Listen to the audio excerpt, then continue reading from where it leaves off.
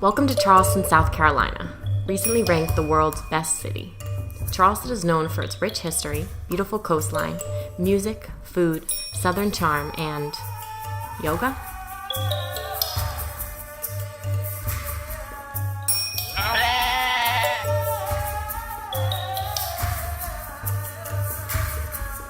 For whatever reason, even though Charleston is a fairly traditional religious place in some ways, it's been a sort of hotbed of yoga activity.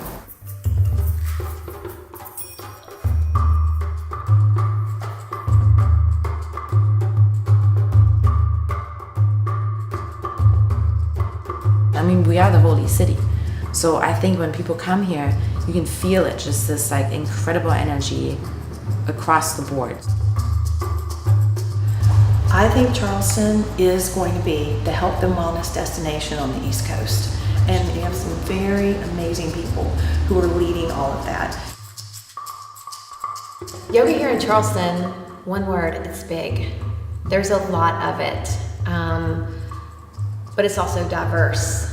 You don't find one studio that's like another studio, which is really cool for all of us living in Charleston, is we have that opportunity to find that space that makes us comfortable, to find that practice that speaks to us, and to find that community that we want to share all of that with.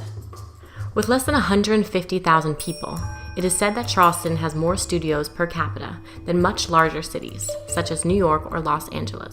I think I'm always amazed that yoga here in the South continues to be growing. I think when we look at larger cities like New York or San Francisco or LA or Atlanta even, we see that even within larger cities that there's a certain growth or a certain acceptability of it.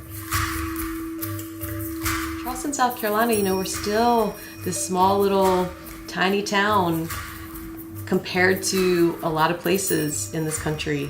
And we're also in the South. We're here in the South.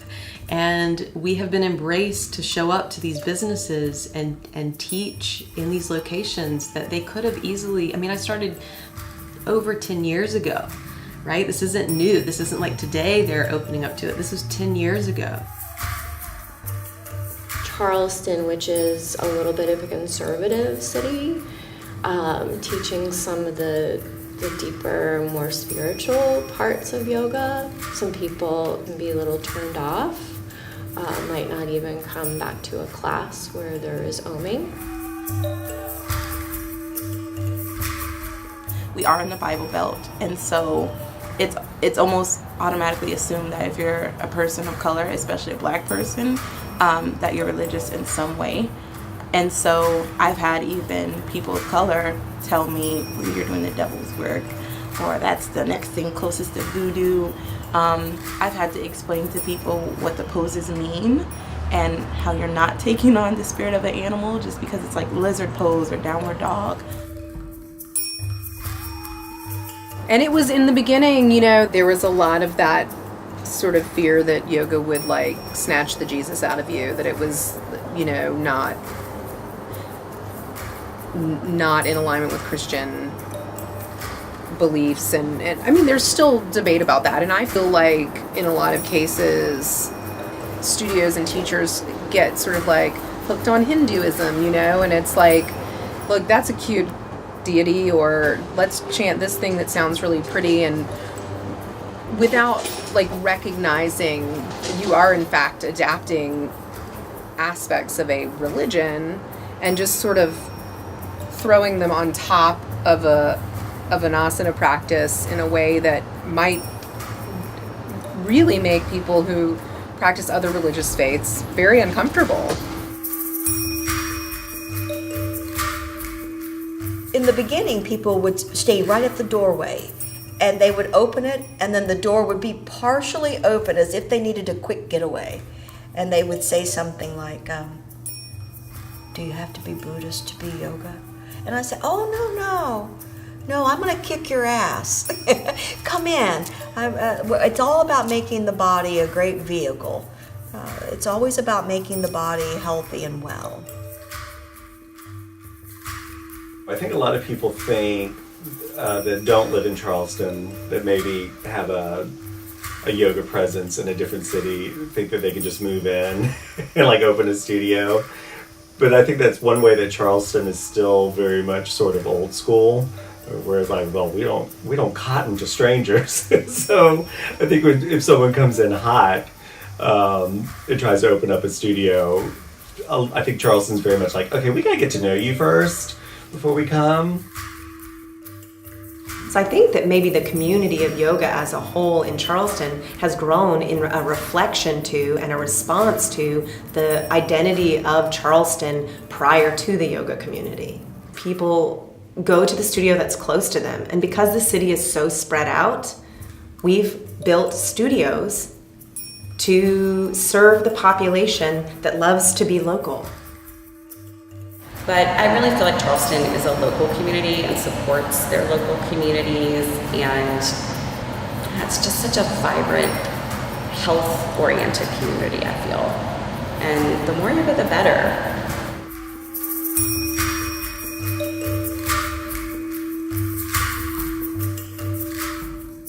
The sea of nameless yoga studios has come and gone. So many have opened and closed. Many have stuck around for a long time.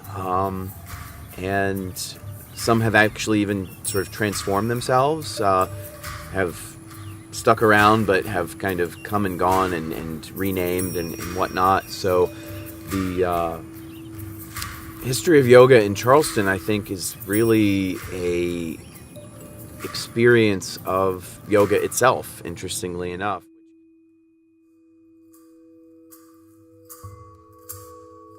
So where did it all begin? Many sources point to the College of Charleston, where there was a need for this thing called yoga. Well, first of all, I'd like to give big kudos to what we might call the pioneers that were here long before me. So Skip Rector, just a rock solid pioneer here in Charleston.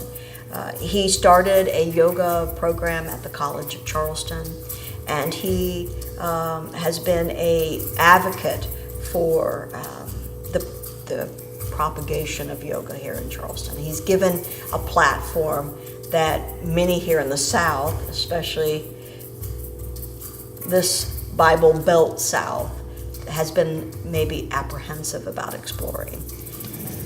Well, when I first started, there were only two of us, Debbie Dunham and myself, teaching. The director of the department called me up and said, "I've heard about you, we'd like for you to come teach yoga." And I went, "Absolutely." So I came in, I met with him, and he said, "Now, you're going to teach one class, one semester." And I said, "That's fine. I'd be glad to do that." He says, "You're going to have 35 students." And I thought, wow, that's a lot of students. And so I went to class that first day, and I did a quick head count, and I had 50 students sitting there. And I thought to myself, he said 35. So at the end of class, 15 students came up to me and said, will you do an override? I wasn't even certain what an override was. During that semester, students just kept coming to me before and after class going, "Are you going to teach this in the spring? Are you going to teach it in the spring?" Every time I got one of those, I sent them to him. Finally, I got an email from him. He said, "Okay, we're teaching 2 classes in the spring." And that's how we got started here at the college. And we had 2 classes for years, in the spring and in the fall. And then it grew to 3, and then 4, and then 5, and then 6. Now we're at 6 classes a semester. But it is an unusual situation that I'm in. And I love it. And it is a great joy for me.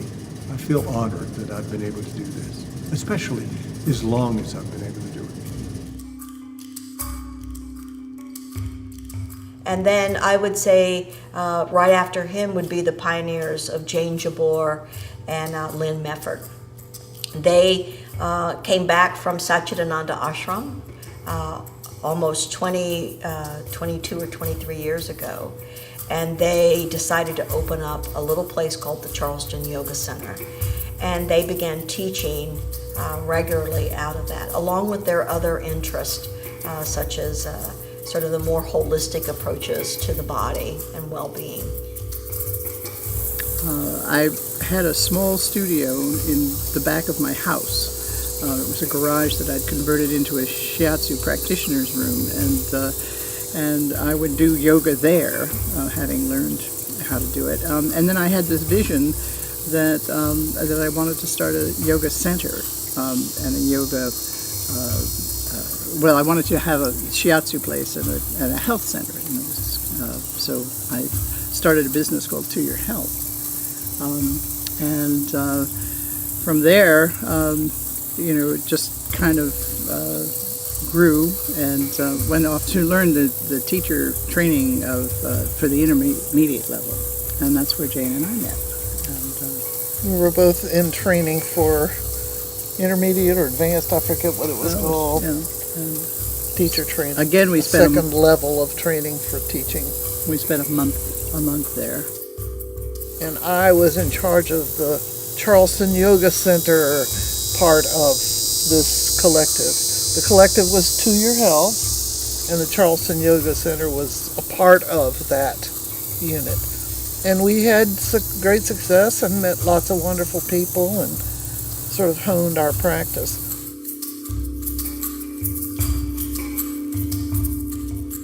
One of the longest standing yoga studios in the Southeast is Holy Cow Yoga Center.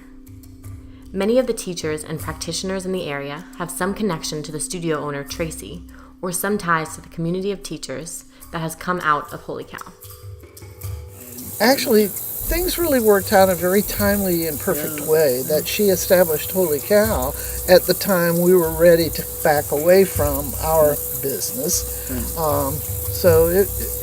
And she certainly, she really took off and really brought yoga full-throated, brought it into Charleston, and it was really wonderful. We were very, I guess you could say we sort of had a pride in Tracy's success.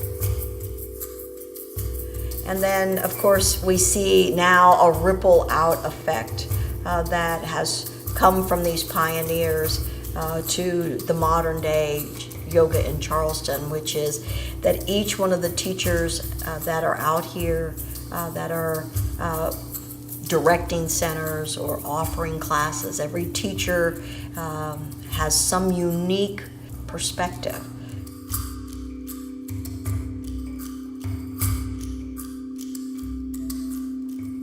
As yoga grows in acceptance and visibility, there has been an influx of studios and teachers.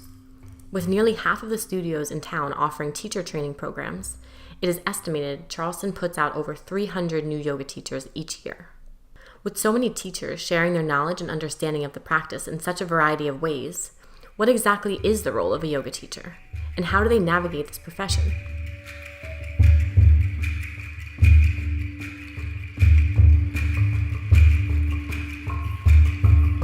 Over time, it's exploded. There's yoga studios everywhere, and it seems like most of the gyms now have some form of yoga.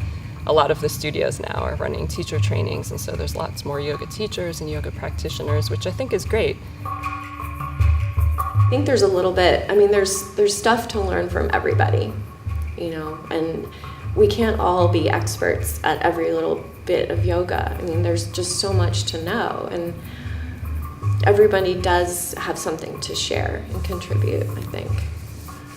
Even like a new teacher, there's something that they can share because something inspired them to do the training, and there's something they want to share.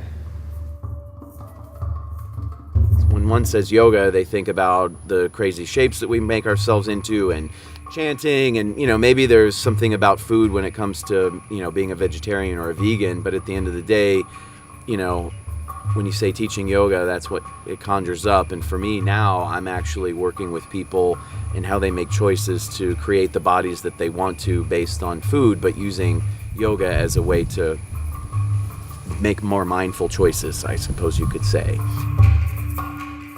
And I think that's what makes such a great teacher, is doing the work and showing up. Not just the number of hours or the certificates that you have underneath you, but really how many bodies have you been able to see, and the conversations that you've been able to have with those students. That's really the hard thing about teaching yoga. Oh, am I a spiritual teacher? Am I a psychology teacher? Am I a therapist? Am I a PT? Am I a group fitness instructor? And the answer is like no and yes, all at the same time to all of those questions. You're a yoga teacher, good luck. It's shifting sands, who knows?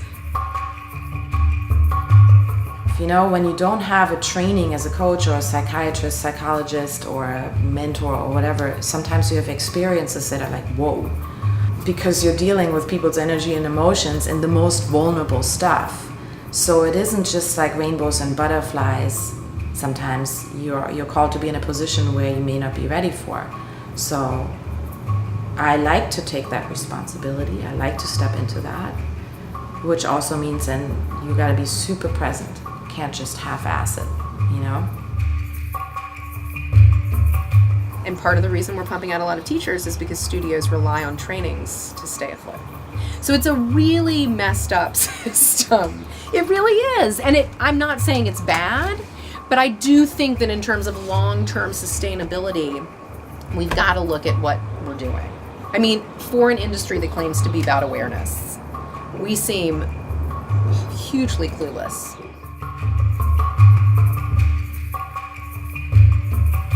Well, it's why when I first started thinking about teaching, which would have been like 13 or 14 years ago, it was a very different scene. Like everyone was very pretty.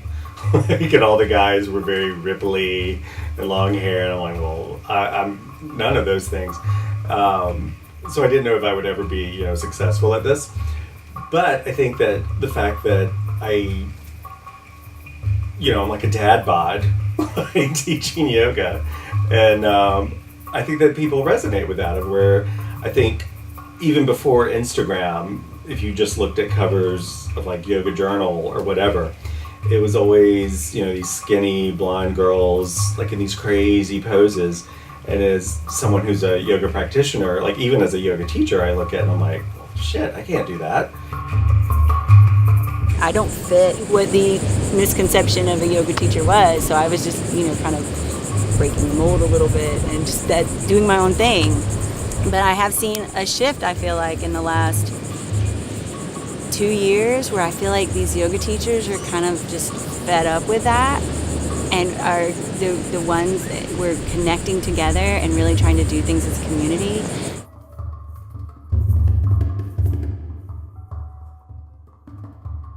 This shift in yoga is apparent in many styles and traditions. The expansion of yoga in Charleston has led to many growing concerns surrounding quality, accessibility, and diversity.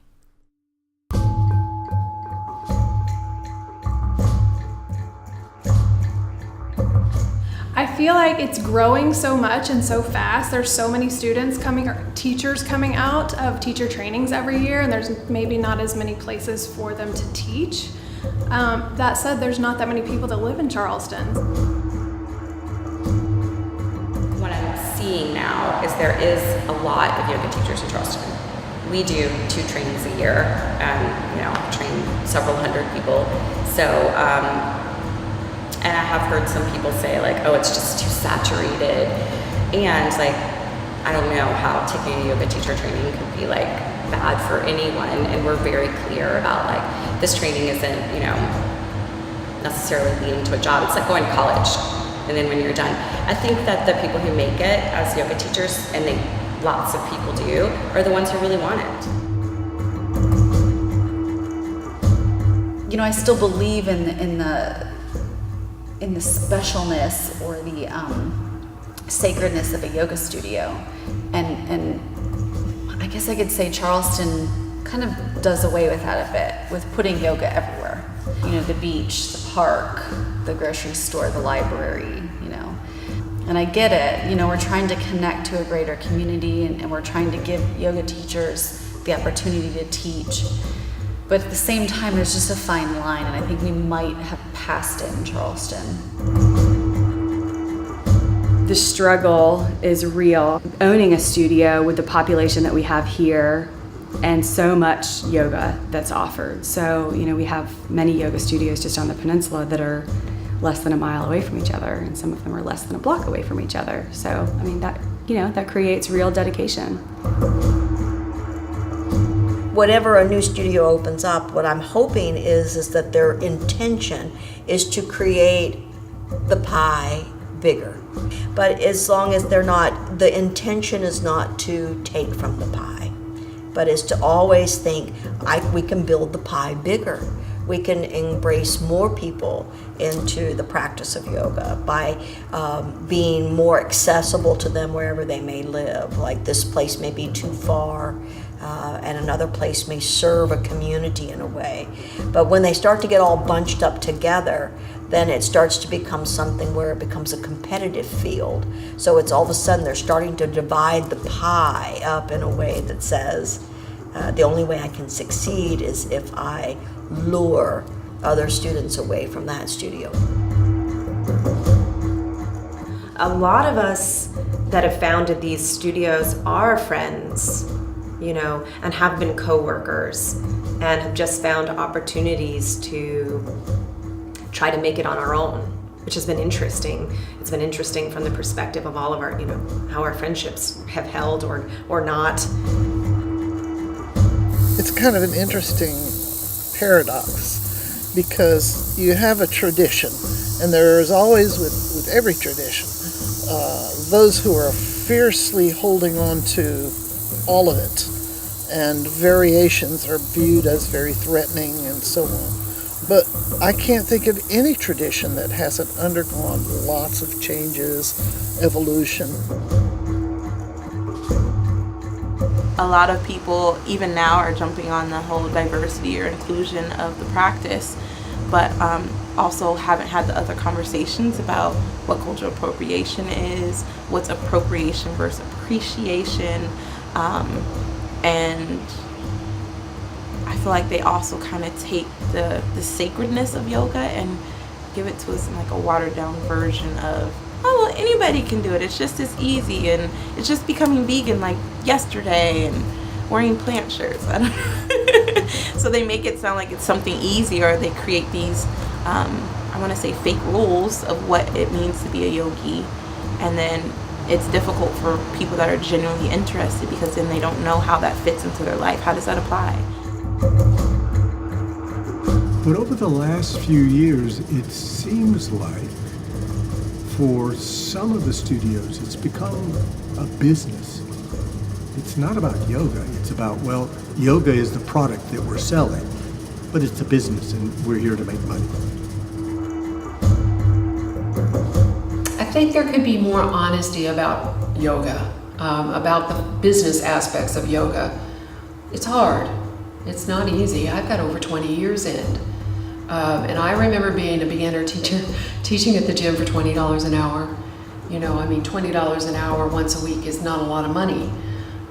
So if we're going to invest thousands and thousands of dollars into our training, we need to be real about this. In the yoga community, we sort of lowered our value. The classes that people paid for, the amount that they paid really wasn't the value that was there. And I don't think that was evident until some other fitness classes came around, that they were charging what they were worth, and then all of a sudden the yoga studios kind of realized, wow, like we actually are worth this. I feel like when I first started practicing here, there weren't a whole lot of options.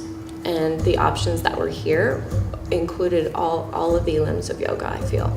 And then I feel like it's slowly progressed to be a little less of the let's just relax, de-stress, and breathe, into more of like, let's move and sweat. I think that yoga's making a little bit of a shift in Charleston, which I think is good. I think for a little while it was more about, and I think you still see some of it, but it was more about your body in the yoga fit for your body, how your body is supposed to look. And I think it was the crazy poses. I'm fascinated by the fact that people do yoga classes and then want to quit their jobs and become yoga teachers. It's really interesting to me. You know, like, I got a really good updo last night for a wedding I went to. It was amazing, sculptural, but it didn't make me want to go be a hairdresser. And I mean, granted, yoga transforms your life more than, you know, a new haircut.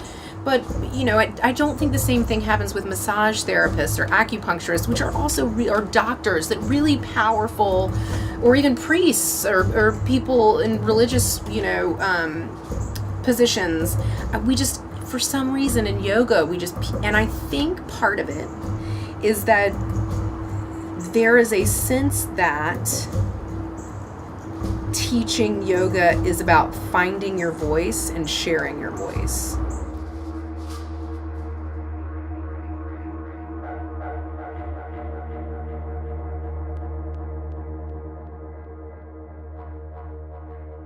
This image of yoga is a struggle for many teachers, especially when the success or growth of their business relies on the use of social media.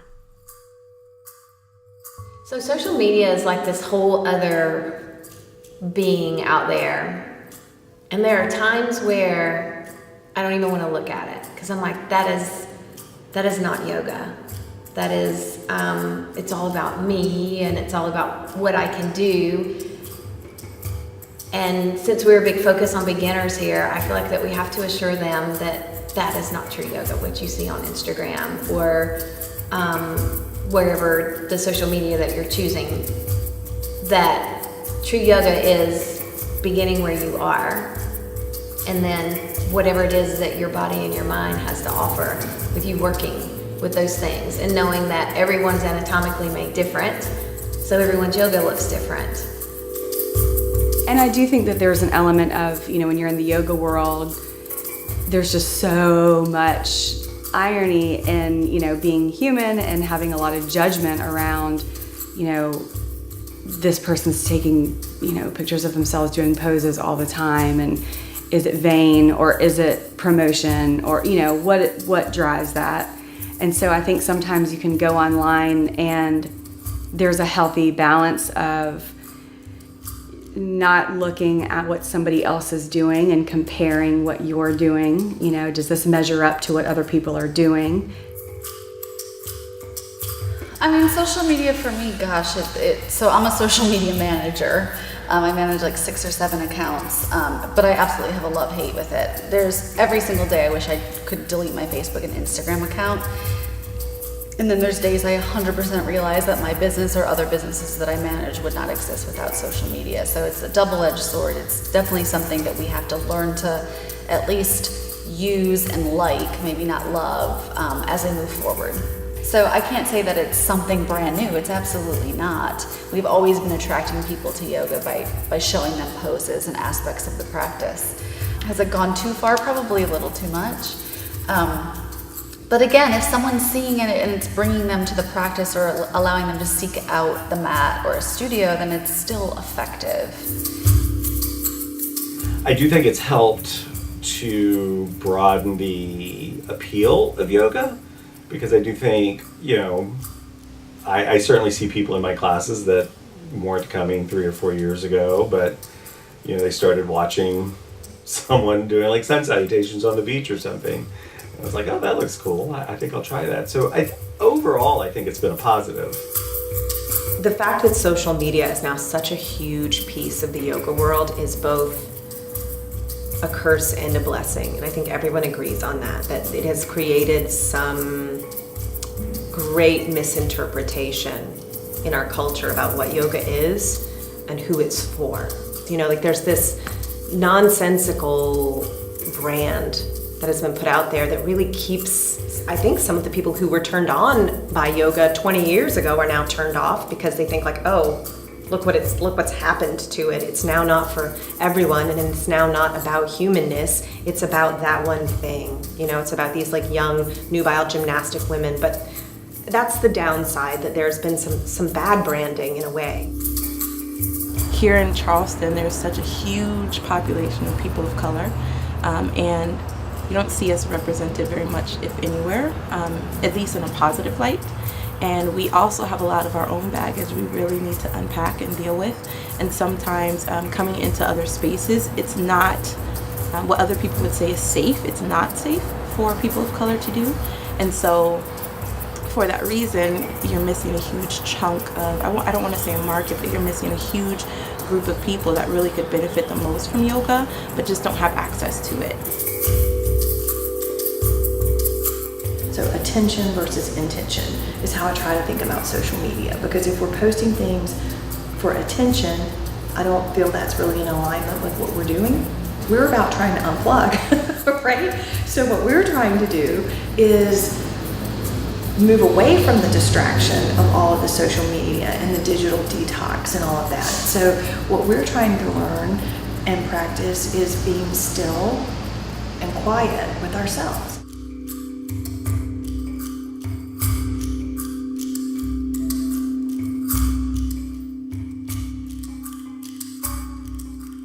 Originating in ancient India, the spread of yoga to the Western world has led to a variety of styles and interpretations. Is it a religion? Is it a path? Is it physical, mental, spiritual? What is yoga, and what does it mean to those teaching it?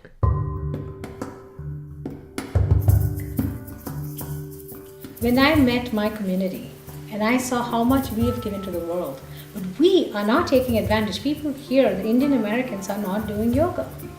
You know, I would go to, we have the place of worship, you know, the temple. When it first started, they had pews. No one sat on the floor because we couldn't anymore. Our bodies had changed. We didn't practice what we were taught growing up. We didn't do any of those asanas. And for me, because of the goodness it gave me, it became really important for me to bring it back to my community, to reintroduce yoga to them, to tell them, hey, this is our heritage, this is our legacy. Let's be proud of it, let's practice it. And let's share it, you know. And I absolutely love what this country has done with yoga. I know that for most people when they hear yoga, it's the postures. And to me, it's like kind of three things. There's the knowledge base, you know, the philosophy. So the study, then there's the devotional aspect of it, and then there's the physical aspect of it. To me, yoga is many things, but I'd say first and foremost, yoga is a mindfulness practice. It's a way to put ourselves in tune with maybe the inner workings of our mind that we may not be so familiar with. So yoga is a way to change habits. It's a way to change perspective. It's a chance just to slow down. So I guess yoga to me, in the most obviously literal form, is its connection, you know, to yoke one thing to the other. So obviously there's the mind and the body, or the breath and the movement. But for me, yoga became really important, more connection of just like me to other like-minded people. You know, I guess ultimately it comes down to that yoga is something that brings people together in their oneness among their differences. But I think it starts with that piece, is that first of all it has to be that removal of the things that make us different to begin with. So yoga to me really is about community and creating community wherever you are. It's also about, you know, being seen for, you know, how you show up in the moment, seeing the bodies as a teacher, being able to express yourself the most authentically as you can. It does feel like a yearning for people. They're looking for something, but they're not certain exactly what it is. And they're drawn to yoga. Somebody might have said something to them, oh, you ought to go try this. Or somebody took a class and they said, man, I had a great time, you ought to do this. Or they don't even know, and they just see yoga and they're intrigued. And they just show up. And to me, yoga isn't a thing, but it's a process, I guess, would be a good way of putting it. It is the pause before action. I don't know, to me, yoga is a growth. It's like we don't stay where we are. We just are constantly on this edge of self-betterment and healing our health. So for me, yoga has allowed me to realize that you can pull from many paths and many perspectives and come up with a really nice, beautiful whole. And of course, yoga is union, right? So if we're uniting ideas and ways of thinking and pasts and all of it, you know, it all becomes a part of who we are day to day, our traumas, our fears, our joys, everything. For me, yoga's like, I know the traditional definition is to yoke or to union, which I think is perfectly fine. But for me, it's like, it just kind of has helped me like encompass everything. It's like, it sort of took the lines out for me. To me, yoga is a way of life. Yoga is how I am every moment, how I conduct myself in thought and action. And it's brought an amazing awareness, to me. I actually notice we are so blinded by our egos that we don't even know it's there. Yoga has brought that awareness to me. My ego says, hey, I'm here. And I didn't know it was there. I assumed it's my personality, it's who I am. No. Your ego covers you from head to toe and you don't even know it's there. Yoga brought that awareness. So yoga's awareness, it's internal, it's inner peace, it's mental stability, it's all of that. I think everything is yoga. Everything is yoga. The way that you live, the way that you talk, the way that you interact with other people, the way that your energy is, like walking into a room. If you walk into a room with love, that's yoga because that spreads to everybody. So I think that if you allow it to be, everything can be yoga.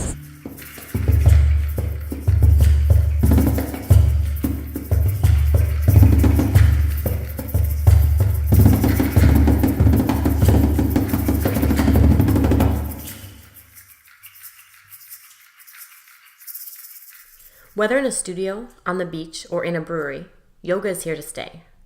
As it continues to grow in popularity and acceptability, teachers are called to use the study of yoga to benefit everyone.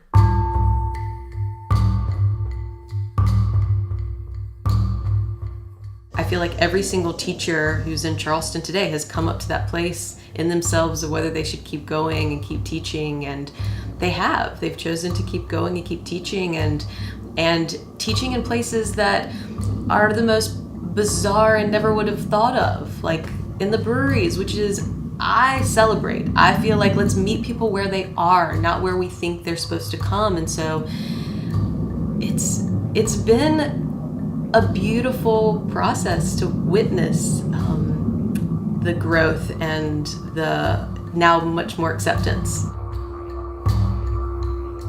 Well, I do feel like people who are younger, like students, are coming in at earlier ages. I mean, I found yoga when I was 29, 30. I mean, 18-year-olds are coming in here and they're getting really into it, and not just, again, the physical asana practice, but they're really wanting to study the meditation. They're wanting to know about the why. And I think that's really cool. I wish I would have been open-minded or exposed to it at that young of an age. So I still think that no matter what, as more yoga teachers, more yoga studios, more places that people are popping up yoga, that's okay. I think that, that's, people get reached, people hear what they need to hear when they need to hear it. So I think that we still have lots of people to reach out to, lots of communities to grow into. If it continues to go like it's going and we continue to reach out together and we continue to work together and not be competitive, if we, continue to realize that, Charleston is full of people that want to do yoga, so there's all this space for everybody, I think it could go to a really beautiful place. I mean, I think that if we keep connecting to those teachers and those people, it's going to be beautiful. For me, that's kind of where I envision things going. I think it's more of this blending in the mental health world, and we have so much of that happening in our world today, that people are finding a reprieve with yoga, right? Because we have so much medication, so much mental health that is affecting our country.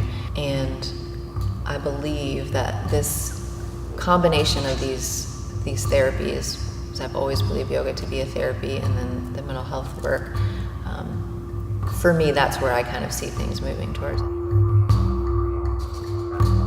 What I have experienced now in this decade is that all of that is here in Charleston. And I think that's where we are. I think we're at the precipice of Charleston becoming a true healing and wellness destination.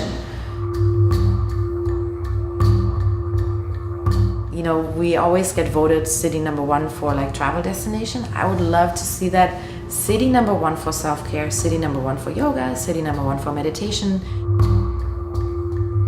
You know, I hope that Charleston can move with the fads of yoga, but can understand and stay grounded in the foundation of it.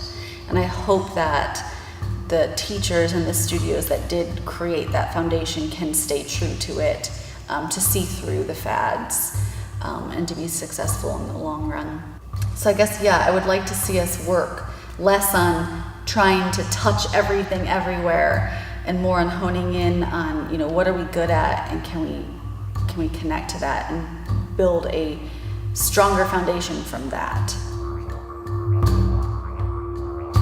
I would hope that as yoga continues to get more popular, that we do stay true to remembering that yoga is a full practice. It's not just a physical practice.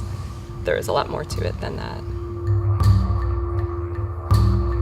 With corporations and things coming into town, that it's really important that the local studios continue to support each other and continue to do what they do really well. I think maybe there's a misconception, you know, when in the yoga world, that because we ultimately talk about union and connection and compassion, that we assume that we have to always be in union. But we don't. We don't need to always be a unified front, as long as at the end of the day, if that person reached out to me and needed my support, I would be there for them. And I think I can say wholeheartedly that that's the case. And I would feel truthfully that they would do the same for me, that if I needed them in some real way, they would help me. And I see yoga moving forward in that way, connecting it all, so people do really understand, even though so many different things and people are different, how the commonality is what brings us together, and that's how yoga will move forward. And I believe that that is part of what yoga helps us understand, is that nothing is good or bad. Everything is a process, and we're all moving towards this union that yoga is. So I think it helps us transform, but it's also a barometer of recognizing where we are, which I think is kind of interesting to look at how the practice has evolved and how people are relating differently. It kind of is showing that, yeah, the world is healing, even though it may look in other ways like things are going really terrible. I think it's pointing to the things that are going good. And so we start at the physical, and then we move into the mental, and then we move into the spiritual. And so, you know, then bringing all of that together, I think that's our challenge now. You know, that's the challenge for yoga always. You know, sort of is to bring people into the heart of their lives.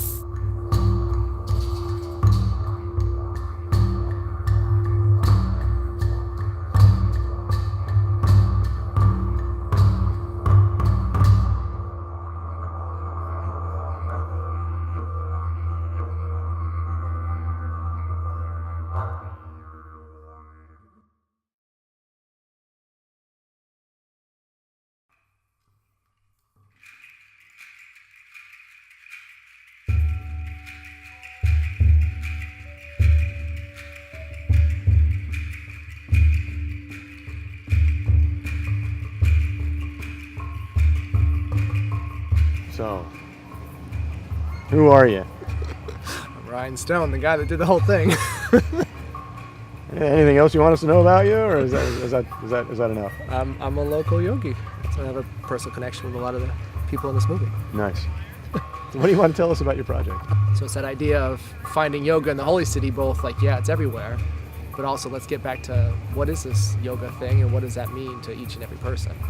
The movie made itself in the sense that, yeah, I have a set questions, but the story is now just starting to come together based on what everyone says. And I see those threads and I kind of try to tie it together to make sense. And when you presented these different interviewees with what you were doing, what was their response to the idea that, you know, other studios or other perspectives might also be included? It's funny, this idea of the yoga community, because some feel like there's a community, most feel like there isn't. Right. You know, and as an outsider, there's those key events like Louis Kids back in the day. Yep. So there's a coming together of all the studios. But in terms of that unity, most of the studio owners would say, no, there isn't a community.